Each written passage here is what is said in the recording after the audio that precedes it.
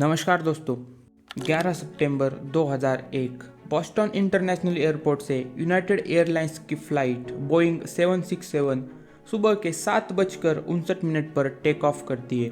Flight की destination है Los Angeles. Flight में 92 लोग मौजूद थे, जिसमें 11 क्रू मेंबर्स और 81 पैसेंजर्स थे। टेक ऑफ के 15 मिनट बाद पता चलता है 81 पैसेंजर्स में से 5 हाईजैकर्स थे। ये हाईजैकर्स फ्लाइट को हाईजैक कर लेते हैं। ये पांचों पायलट से फ्लाइट का कंट्रोल छीन लेते हैं और मोड़ देते हैं नॉर्थ टावर की तरफ। नॉर्थ टावर यूएसए की बड़ी ही फेमस मॉन्यूमेंट है। उस समय ये दुनिया की सबसे ऊंची इमारत हुआ करती थी। 8:46 पर ये फ्लाइट नॉर्थ टावर से टकरा जाती है।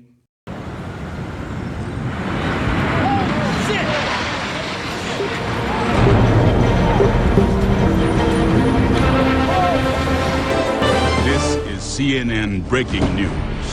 This just in, you are looking at obviously a very disturbing live shot there. That is the World Trade Center. And that there's been some sort of explosion. Plane has just crashed into the World Trade Center. We have serious news of a major possible air crash into the World Trade Center. that happened within the last few moments.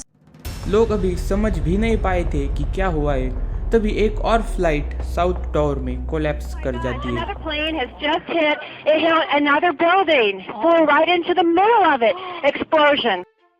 बाद में पता चलता है ये United airlines की flight 175 है। ये भी 5 हाईजैकर्स द्वारा हाईजैक की जाती है और साउथ टावर में कोलैप्स कर दी जाती है। उस समय के यूएसए के प्रेसिडेंट जॉर्ज डब्ल्यू बुश एक एलिमेंट्री स्कूल में बच्चों के साथ रीडिंग कर रहे थे। Chief of staff Andrew card Bush के पास आकर कहते हैं, America is under attack, America पर हमला हो रहा है। अगले 1 घंटे में और 2 फ्लाइट्स हाईजैक हो जाती है। तीसरी फ्लाइट अमेरिकन एयरलाइंस की फ्लाइट 77, इसमें 4 हाईजैकर्स होते हैं जो फ्लाइट का कंट्रोल हासिल करके उसे पेंटागन में क्रैश कर देते हैं। पेंटागन अमेरिकन मिलिट्री का हेड ऑफिस है। चौथी यूनाइटेड एयरलाइंस की फ्लाइट 93, जिसे शायद व्हाइट हाउस या कैपिटल बिल्डिंग को निशाना बनाना था, यात्रियों की बहादुरी के चलते खुले मैदान में गिरती है। दरअसल जब पैसेंजर्स अपने सेल फोन्स ऑन करते हैं, उन्हें पता चलता है 3 फ्लाइट्स हाईजैक हो चुकी है, नॉर्थ टावर कोलैप्स कर चुका है। अब इन पैसेंजर्स के पास 2 ही रास्ते बचे थे, या तो चुपचाप बैठकर देखते फ्लाइट को कहीं टकराते हुए, या फिर उन हाईजैकर्स से फाइट बैक कर दे। उन्होंने ऐसा ही किया, जिसके कारण फ्लाइट खुले मैदान में गिर गई। सुबह से दोपहर होते होते ये दिन अमेरिका के इतिहास का सबसे खौफनाक दिन बन गया। 2 घंटे के अंदर 4 फ्लाइट्स को हाईजैक करके अलग अलग जगहों पर क्रैश कर दिया जाता है। 3000 लोग इसमें मारे जाते हैं। दुनिया के सबसे सुरक्षित माने जाने वाले देश पर सबसे खौफनाक हमला हो चुका था। पूरी दुनिया लाइव यह देख रही थी सुपर पावर अमेरिका पर हमला होते हुए। आखिर क्यों सुपर पावर अमेरिका के अंदर घुसकर इतने बड़े हमले को अंजाम दिया गया? लेकिन इसके बाद ऐसा क्या हुआ जिसका असर सिर्फ अमेरिका तक सीमित नहीं रहा? आप अंदाजा नहीं लगा सकते कि किन मायनों में इस एक दिन ने दुनिया को बदल कर रख दिया। नॉर्थ टावर से फ्लाइट टकराने के बाद लोगों को लगा शायद कोई प्लेन का एक्सीडेंट हुआ होगा। मीडिया भी इसे कोई एक्सीडेंट की खबर कहने लगी, क्योंकि उस समय प्लेन का क्रैश होना काफ़ी आम बात थी। इसलिए गवर्नमेंट और बाकी एजेंसी ज़्यादा कुछ कदम नहीं उठाती है। इसे बस एक प्लेन का एक्सीडेंट मान लिया गया। लेकिन जब दूसरा प्लेन साउथ टावर को हिट करता है, पूरे अमेरिका में पैनिक अलार्म बजने लगते हैं। एजेंसियों को समझ आ जाती है ये कोई हादसा नहीं बल्कि कोऑर्डिनेटेड अटैक है। अगले कुछ मिनटों में तीसरी फ्लाइट पेंटागन में क्रैश करती है। इस समय तक सुरक्षा एजेंसीज पूरी तरह एक्टिव हो चुकी थी। इसके तुरंत बाद 9:42 पर अमेरिका की एयर स्पेस ऑफिशियली क्लोज कर दी जाती है। जितने भी प्लेन्स उड़ रहे थे उन्हें ऑर्डर दी गई तुरंत अपने नज़दीकी एयरपोर्ट पर लैंड कर जाए। जो फ्लाइट दूसरे कंट्री से यूएसए आ रही थी उन्हें कनाडा डाइवर्ट किया जाता है। 9:59 पर साउथ टावर कोलैप्स कर जाता है। आधे घंटे बाद 10:28 पर नॉर्थ टावर भी गिर जाता है। साउथ टावर पहले गिर गया, इसके बावजूद कि इसे बाद में हिट किया गया था। कोलैप्स के कारण काफ़ी सारा मलबा फैल जाता है, अरबों का इंफ्रास्ट्रक्चर और आसपास की चीज़ें डैमेज हो जाती है। लेकिन ये डैमेज कुछ भी नहीं था। नॉर्थ और साउथ टावर तो टूटकर ढह गए थे, लेकिन सबसे ज़्यादा नुकसान हुआ वही थोड़ी दूर मौजूद एक इमारत को, न्यूयॉर्क स्टॉक एक्सचेंज। इन हमलों के बाद अमेरिका की स्टॉक मार्केट में पैनिक फैल गया। अमेरिका की स्टॉक मार्केट तेजी से गिरने लगी। कई सारी बड़ी बड़ी फर्म्स बस कुछ ही देर में अरबों रुपयों का लॉस कर देती है। सिर्फ न्यूयॉर्क ही नहीं, पूरी दुनिया के स्टॉक एक्सचेंज में भारी गिरावट दर्ज की गई। लेकिन इन सब के बावजूद एक इंडस्ट्री थी जिसकी वैल्यूएशन कई गुना बढ़ने लगती है। इस इंडस्ट्री में जितनी भी कंपनीज ऑपरेट कर रही थी, उनके शेयर्स हर पल नए रिकॉर्ड्स बनाने लगे। इस इंडस्ट्री का नाम था डिफेंस इंडस्ट्री। लोग जानते थे यूएसए इस हमले का बदला जरूर लेगा, कोई बड़ी जंग अब पक्का होगी और जंग में इस्तेमाल होंगे कई सारे हथियार, guns, tanks, fighter jets. America के सारे इन्वेस्टर्स डिफेंस इंडस्ट्री में अपने पैसे इन्वेस्ट करने लगते हैं और सबकी नज़र गौर करने लगती है अमेरिकन प्रेसिडेंट जॉर्ज बुश की तरफ। आखिर क्यों किसी ने सीधे सुपर पावर अमेरिका से टकराने की जरूरत की? हमले के कुछ दिन बाद प्रेसिडेंट बुश लोगों के सामने आते हैं। बुश कहते हैं अमेरिका पर जो हमला हुआ है वो एक टेररिस्ट अटैक है और इसे अंजाम दिया है टेररिस्ट ऑर्गेनाइजेशन अल-कायदा और उसके मुखिया ओसामा बिन लादेन ने। हालांकि लादेन ने इस दावे को गलत बताया और कहा उसकी कोई इन्वॉल्वमेंट नहीं है इन हमलों में, लेकिन एजेंसीज को शक था यह हमला लादेन ने ही किया है।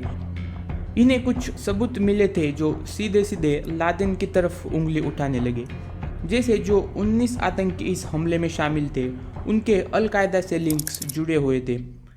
इन सब और बाकी कुछ सबूतों की जांच करने और ये पता लगाने के लिए आखिरकार इस हमले को किसने अंजाम दिया, एक कमीशन फॉर्म की जाती है जिसका नाम रखा जाता है 9/11 कमीशन। सारी इन्वेस्टिगेशन और सारे तथ्यों को खंगालने के बाद जुलाई 2004 में ये कमीशन फाइनल रिपोर्ट तैयार करती है। इस रिपोर्ट ने कंक्लूड किया ओसामा बिन लादेन की लीडरशिप के अंदर अल-कायदा ने 9/11 के हमले को अंजाम दिया। बाद में 2011 में एक ऑपरेशन करके अमेरिकी सील्स ओसामा बिन लादेन को मार देते हैं। उस वक्त लादेन पाकिस्तान के अबोटाबाद में छुपा हुआ था। इस ऑपरेशन को नाम दिया जाता है ऑपरेशन नेपच्यून स्पीयर। लेकिन आपके मन में एक सवाल होगा, आखिर क्यों ओसामा अमेरिका से नफरत करता था? देखा जाए तो इसके कई सारे रीजंस दिए जाते हैं लादेन द्वारा। सऊदी अरेबिया में अमेरिकन सैनिकों की मौजूदगी, इजराइल को अमेरिका का समर्थन, मिडल ईस्ट में उन सरकारों को अमेरिका का समर्थन जिन्हें लादेन एंटी इस्लाम मानता था। लादेन अमेरिका को इस्लाम का सबसे बड़ा शत्रु मानता था। सीधे सीधे कहे तो लादेन खुश नहीं था मिडल ईस्ट में अमेरिका की मौजूदगी से। लेकिन इस बात को याद रखिए क्योंकि इन हमलों के बाद अमेरिका की मिडल ईस्ट में इंटरफेयर कई ज़्यादा बढ़ जाती है। लादेन की मौत के बाद अगले कई सालों में अमेरिकी सेना पाकिस्तान, यमन, सोमालिया, अफगानिस्तान में कई सारी एयर स्ट्राइक करती है जिसमें बहुत सारे अल-कायदा के टॉप लीडर्स मारे जाते हैं। 2001 से लेकर 2015 तक अमेरिका अल-कायदा के नेटवर्क को भारी नुकसान पहुंचाता है। इसकी शुरुआत होती है 2001 के अफगानिस्तान इन्वेजन से जिसका नाम था operation enduring freedom. On my orders, the United States military has begun strikes against Al-Qaeda terrorist training camps and military installations of the Taliban regime in Afghanistan. इसके साथ ही बाकी इस्लामिक कंट्रीज जैसे Pakistan, Yemen, Somalia, Iraq, Syria में बड़े सैन्य और गुप्त operation चलाए जाते हैं अमेरिका द्वारा। इन हमलों से अमेरिका ने अल-कायदा को तो कमज़ोर कर दिया, लेकिन वही के आम नागरिकों को इसके भयानक परिणाम भुगतने पड़े। इन हमलों में कई सारे आम नागरिक अपनी जान गंवा देते हैं, हजारों घायल हो जाते हैं। यह युद्ध आतंकवाद को खत्म करने से ज़्यादा लोगों की जिंदगियां बर्बाद करने के लिए याद किया जाता है। आज भी इस्लामिक वर्ल्ड इन घावों से उभर नहीं पाई है। तो जो रीज़न दिया गया था ओसामा ने 9/11 हमलों के पीछे, पर इसका उल्टा हो जाता है। अमेरिका और ज़्यादा इंटरफेयर करने लगता है मिडल ईस्ट में। सही मायनों में देखा जाए तो उस एक दिन की कीमत करोड़ों आम नागरिकों ने चुकाई। और यही कारण था मिडल ईस्ट में एंटी अमेरिकन सेंटिमेंट्स बढ़ने लगे। लोग अपनी इस हालत के लिए यूएसए को जिम्मेदार मानने लगे। फिर आगे जाकर इन्हीं में से कुछ लोग किसी टेररिस्ट ऑर्गेनाइजेशन में भर्ती होते हैं यूएसए के खिलाफ लड़ने के लिए। फिर नाटो और अमेरिकन सैनिकों द्वारा मार दिए जाते हैं। फिर और नए लोग भर्ती हो जाते हैं। एक टेररिस्ट मारा जाता है तो उसकी जगह कोई और खड़ा हो जाता है उसका बदला लेने के लिए। यही साइकिल आज तक चलती आई है। आज भी साल 2025 तक यूएसए और नाटो मिडल ईस्ट में आतंकवाद से लड़ रहे हैं। लेकिन उस एक दिन का असर यही तक सीमित नहीं रहा। इस हमले के बाद जल्दबाजी में अमेरिकन पार्लियामेंट में पैट्रियोटिक एक्ट पास किया जाता है। कई सदस्यों ने इस बिल को पढ़ा भी नहीं था। इस बिल से अमेरिकी सरकार को पावर मिलती है किसी भी नागरिक पर स्पाई करने की। आपकी इजाजत के बिना सरकार आप पर नजर रख सकती है। बैंक स्टेटमेंट्स, कॉल हिस्ट्री, आपके ईमेल्स, आपकी इंटरनेट हिस्ट्री, आप लाइब्रेरी में क्या पढ़ते हो, अस्पताल में कौन सा इलाज कर रहे हैं, यहाँ तक कि आपके बिजनेस रिकॉर्ड्स भी गवर्नमेंट कभी भी एक्सेस कर सकती थी।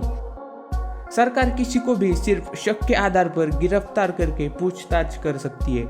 इस बिल को काफी क्रिटिसाइज किया गया और इस पर कई सवाल उठाए गए। लोगों ने कहा इस कानून ने लोगों की प्राइवेसी को खत्म कर दिया। कुछ सिटीजन्स इसका समर्थन करते हैं। वो कहते गवर्नमेंट ने सही किया।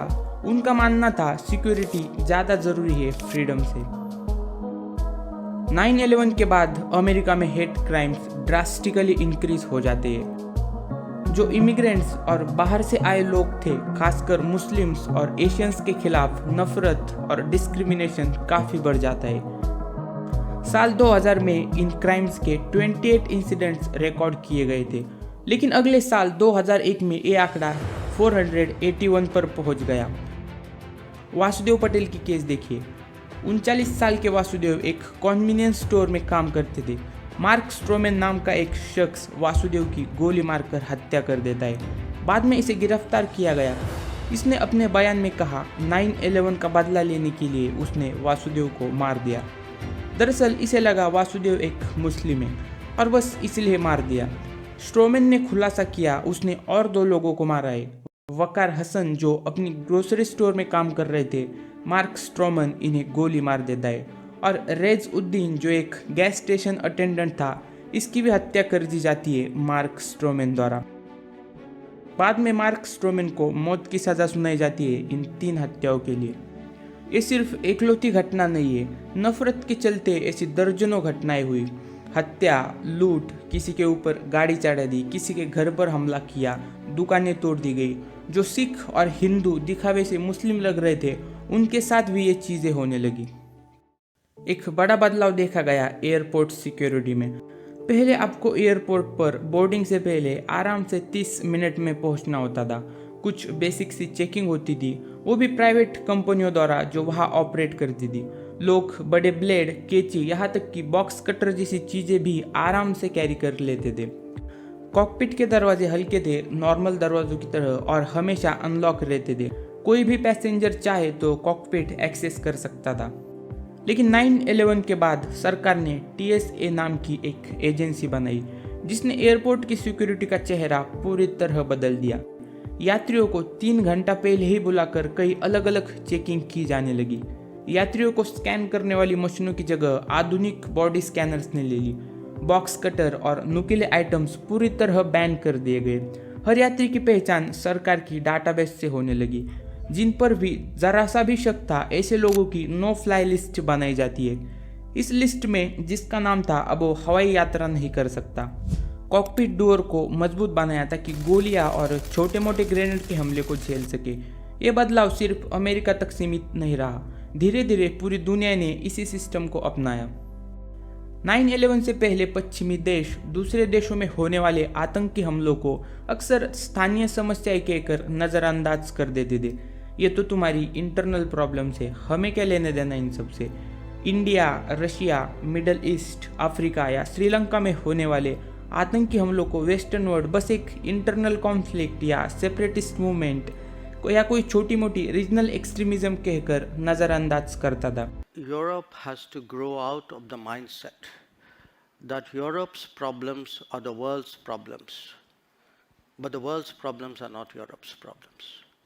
इंडिया के फॉरेन मिनिस्टर डॉक्टर जयशंकर की यह स्टेटमेंट वेस्टर्न वर्ल्ड की मानसिकता पर बिल्कुल सटीक बैठती है। जब तक सांप पड़ोसी के घर में था वो रस्सी लगता था, अपने घर में आया तो नाक बन गया। जो यूएसए दूसरे देश में हुए हमलों को पर्सनल प्रॉब्लम्स बताता था, लेकिन जब 9/11 का हमला हुआ तब यही यूएसए कहने लगा ये सिर्फ हमारी समस्या नहीं है, आतंकवाद तो ग्लोबल प्रॉब्लम है। 9/11 के बाद टेररिज्म एक ग्लोबल मुद्दा बनकर पूरी दुनिया की सुरक्षा नीतियों को बदल देता है। लेकिन क्या सच में इन बदलाव का असर देखने को मिला?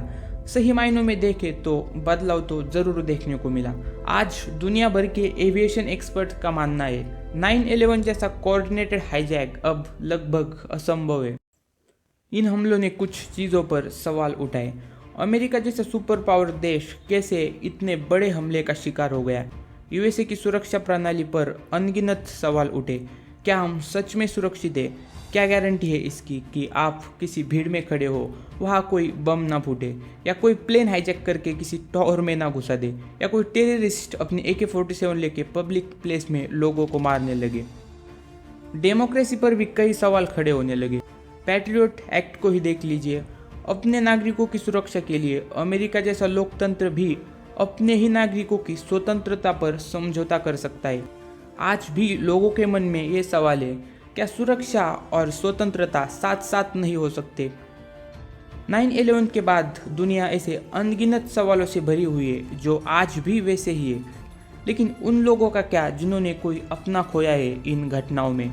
भाई, दोस्त, रिश्तेदार, माँ बाप, बेटा या कोई करीबी, उन्हें कौन जवाब देगा? धन्यवाद।